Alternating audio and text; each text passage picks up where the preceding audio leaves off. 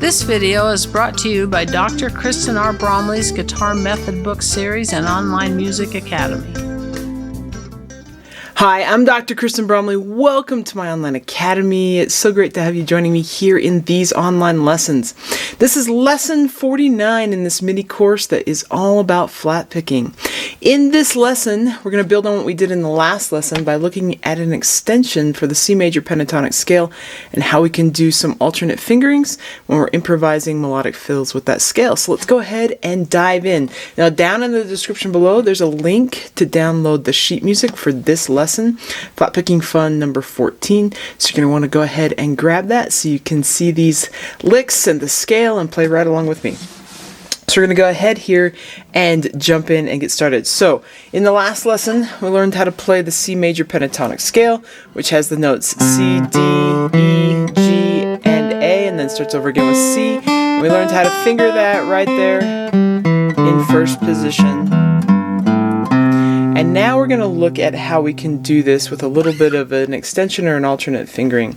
So we're only going to be adding the A note at the 5th fret. And so you could say, well, I could just slide up, and that's true, and sometimes we do. We're going to look at an alternate fingering because sometimes we want to do hammer-ons from D to E or slide from D to E or vice versa, and we can't do that when we're going from one string to the next. So there's times when we use alternate fingerings. So we're going to take a look at this, get a little comfortable with how we could use these alternate fingerings, or this alternate fingering, I should say, depending on the note. That's why I say these alternate fingerings. So we'll go ahead and take a look at it.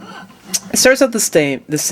Most of what we're doing is up on the top position, the top strings, where we're in a higher position. But we can do this whole thing from 2nd and then 3rd position. So if you wanted to work on an alternate fingering with this, you could start off with your middle finger on that C note if you wanted to, but you don't have to. So we got the C and then the open D, the E and the open G. All that stays the same, but then we're going to put our index finger on the A at the 2nd fret of the 3rd string and reach with our pinky, or you could even go all the way with your ring finger up to the C that's at the 5th fret on that string. Then we got our index finger on the D at the 3rd fret. On the 2nd string, and then we've got our ring finger at the E that's at the 5th fret on the 2nd string, then our index finger with the G that's on that 3rd fret of the high string, and then we've got our ring finger at the 5th fret.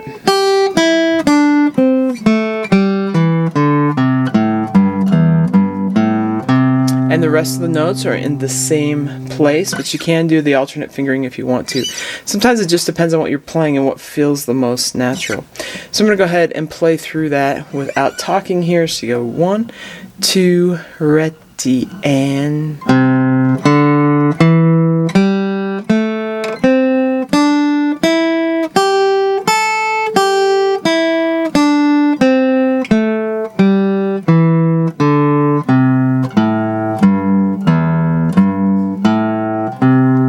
And of course, as I mentioned in the last lesson, sort of getting used to fingering these things, you can use exercises or practice playing from the top down. So if I started on that high A, I could just practice coming down part of the way and going back up, kind of getting used to seeing things on those high strings where this new fingering is. I could also do things in patterns, like I could do it in groups of 4, and then the G,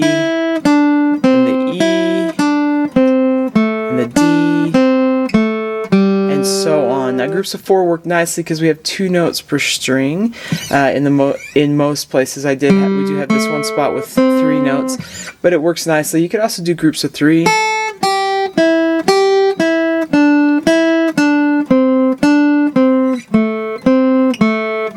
Or go to groups of 5 and so on. So different exercises. You could go the other way.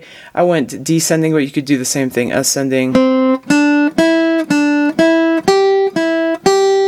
Different things that kind of help you learn those notes. And then the other thing, which is what we're going to work on here, is learn some licks, learn some ideas. So we're working in the idea of melodic fills, meaning we've got some chords happening and then we're inserting a little improvised melodic fills. So we can start out by learning some licks, and I've got some written out here for us that kind of get us inside the sound and get our fingers working, get our mind with some ideas, and then we can start improvising and creating our own.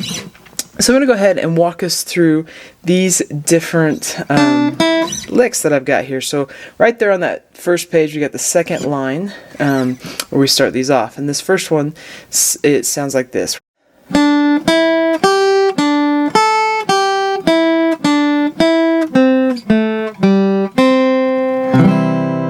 it just a little bit faster.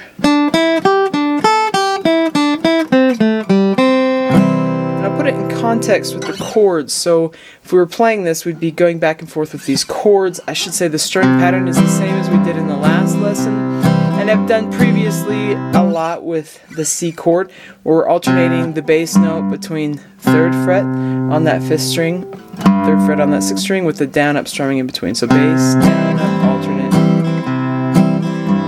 So if I go back and forth between the two, it would sound like this.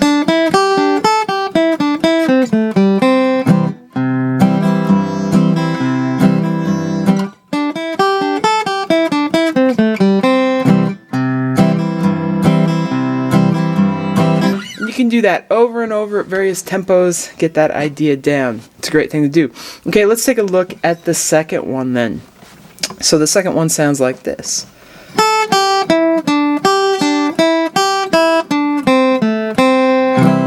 You'll notice with these that we tend to shift down till we play that index finger. So we go back and forth between the two fingerings, the one that we did for the G major pentatonic or C major pentatonic in the last lesson, and then the one we're doing in this lesson. And you can use the open strings to sort of shift. So this is great practice with that. So we've got this.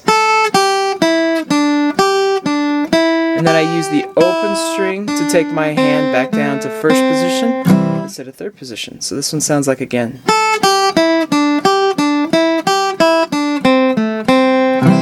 If I put it in context with the chords,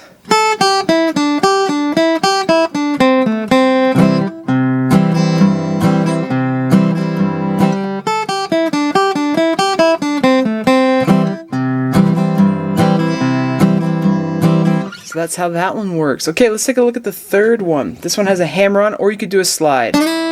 I sometimes like to do the slide, but the hammer-on would sound like, and then you gotta pull off.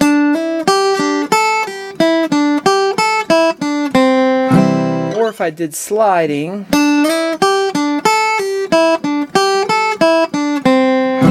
slide in this context is a little bit harder. A lot of times I'll do the slide when it's sort of a grace note to pick up, like. So if I was doing, if it was a quarter note I was going into on that E and I was doing a grace note into it, then I could do a slide. It would work really nicely.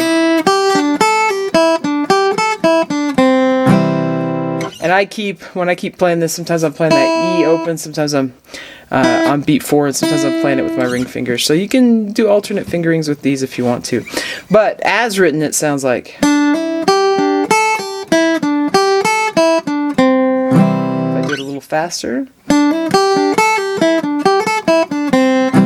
And if I put it in context with the chords.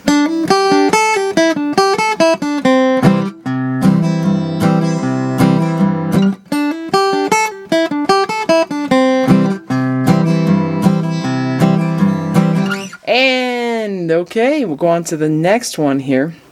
This one has a pull off on the and a 2, which is kind of a cool little effect. Now we could slide down to open position right there on that, right on beat 2, well, the and of 2 with the open E. But I've written it though, so we can practice up here in this higher position. So in doing that, it works like this. And we shift down with that open G string, and then, so I'll do it again without talking. Do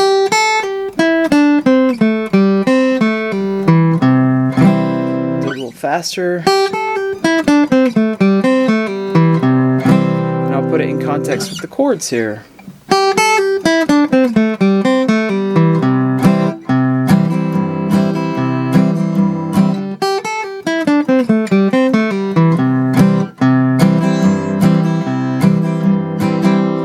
Just like that.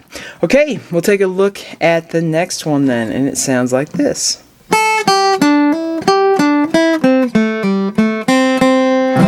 Like the last one. There, you could shift down to first position sooner if you wanted to, right there on beat 4. But I've got it fingered for us to practice again with the higher position a little bit here, since in the last lesson we got to practice in the other position. So it sounds like this.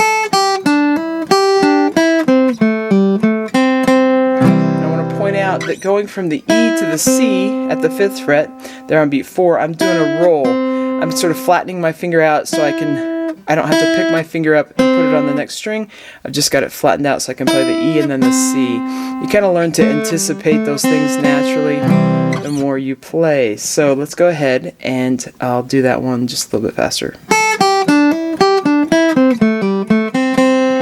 I'll put it in context with the chords.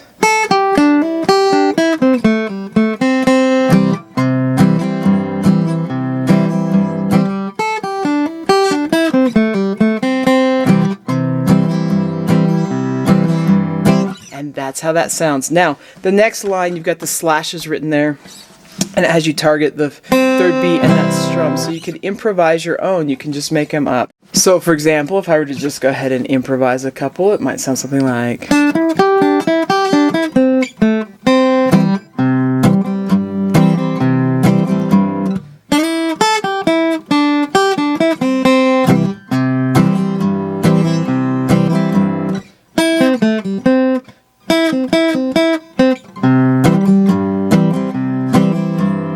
that one, I didn't exactly come in for the C and then the chord. I just played that C there and was into the strumming. So, but you can just make them up at various tempos and go over and over. Now, these ones that I've written out work sort of as a fun etude. So, a little flat picking etude. So you can play them individually and learn them individually, but you can also play it as one entire thing through. And I'm going to go ahead and do that. You can play right along with me if you'd like to. So, we'll go right here. So 1, 2, I want to, ready, and...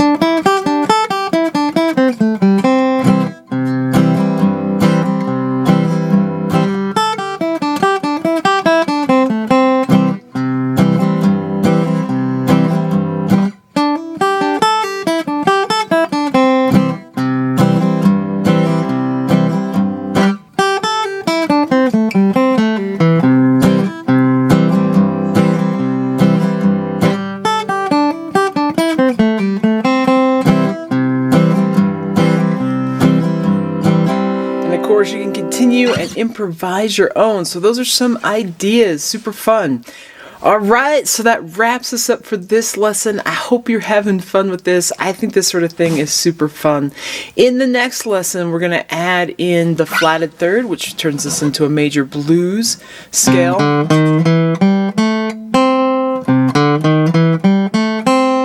And we'll learn to improvise some melodic fills with that particular scale, which is pushing us forward as we're learning how to do these melodic fills. We're working towards working up to actually improvising solos over the full chord progression of a song. So it's going to be great. Lots of things to look forward to. Take care, and I'll see you next time. If you found this video helpful, please hit the like button and subscribe to the channel. For more in-depth lessons and to progress through a free guitar course, check out my Guitar 101 series on YouTube and my guitar method books, which all come with access to hours of in-depth video lessons. You can find more information about me and my products at KristenBromley.com. Take care.